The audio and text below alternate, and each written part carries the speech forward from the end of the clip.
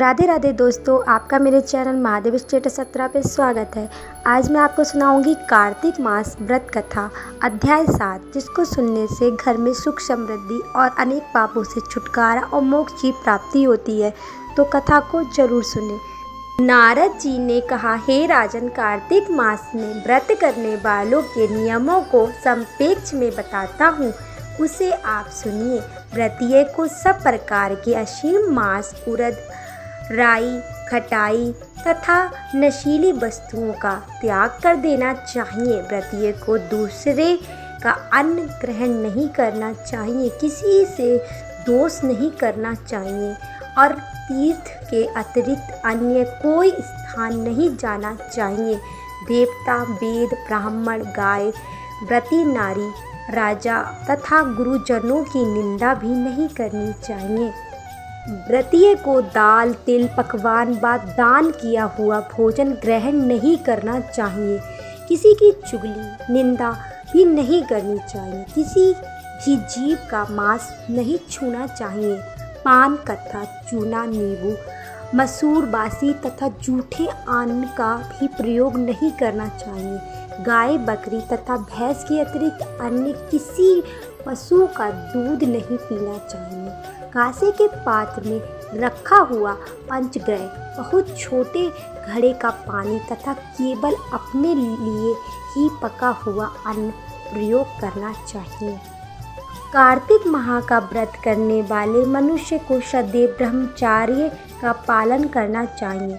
उसे धरती पर सोना चाहिए और दिन के चौथे पहर में केवल एक बार पत्तल में भोजन करना चाहिए। प्रत्येक कार्तिक माह में केवल नरक चौदस, जिस छोटी दिवाली भी कहा जाता है, के दिन ही शरीर में तेल लगा सकता है। कार्तिक माह में व्रत करने वाले मनुष्य को सिंघाड़ा, प्याज, मठा, गाजर, मूली, काशी फल, लौकी, तरबूज, इन वस्तुओं का प्रयोग बिल्कुल नहीं करना चाहिए। राजशला, चंडाल, पापी, मलच्छ, पतिल, व्रतहीन, ब्राह्मण, दोही और नास्तिकों से बातचीत नहीं करनी चाहिए। भगवान विष्णु को प्रसन्न करने के लिए अपनी शक्ति के अनुसार चंद्रोदय आदि का व्रत करना चाहिए। उपयुक्त नियमों का पालन करना चाहिए। व्रतिये को प्रतिपाद को कुम्हेड़, द्वितीय को कटहल, तृतीय को तरूणी, स्त्री, चतुर्थी को मूली, पंचमी को बेल, छठी को तरबूज, सप्तमी को आंवला, अष्टमी को नारियल, नवमी को मूली, दशमी को लौकी, एकादशी को परमल, द्वादशी को बेर, त्रयोदशी को मठा, चतुर्थी को गाजर तथा पूर्णिमा को शाख का प्रयोग नहीं करना चाहिए।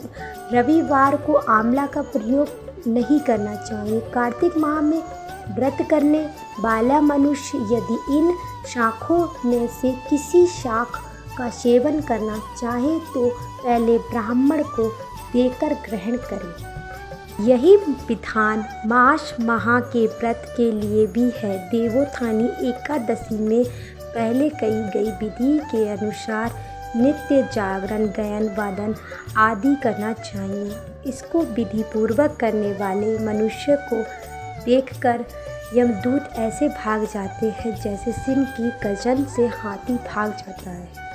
कार्तिक माह का व्रत सभी व्रतों में श्रेष्ठ है। इसके अतिरिक्त जितने भी व्रत यज्ञ हैं वह हजारों की संख्या में किए जाने पर भी इसकी तुलना नहीं कर सकते, क्योंकि यज्ञ करने वाले मनुष्य को सीधे वैकुंठ की प्राप्ति होती है। जिस प्रकार राजा की रक्षा करके अंगरक्षक करते हैं, उसी प्रकार कार्तिक माह का व्रत करने वाले की रक्षा भगवान विष्णु की आज्ञा से इंद्र देवता करते हैं। व्रतीय मनुष्य जहाँ कहीं भी रहता है वहीं पर उसकी पूजा होती है, उसका यश फैलता है। उसके निवास स्थान पर भूत, पिशाच आदि कोई भी नहीं रह पाते। विधि पूर्वक कार्तिक माह का व्रत करने वाले मनुष्य के गुणों का वर्णन करने में ब्रह्मा जी भी असमर्थ है।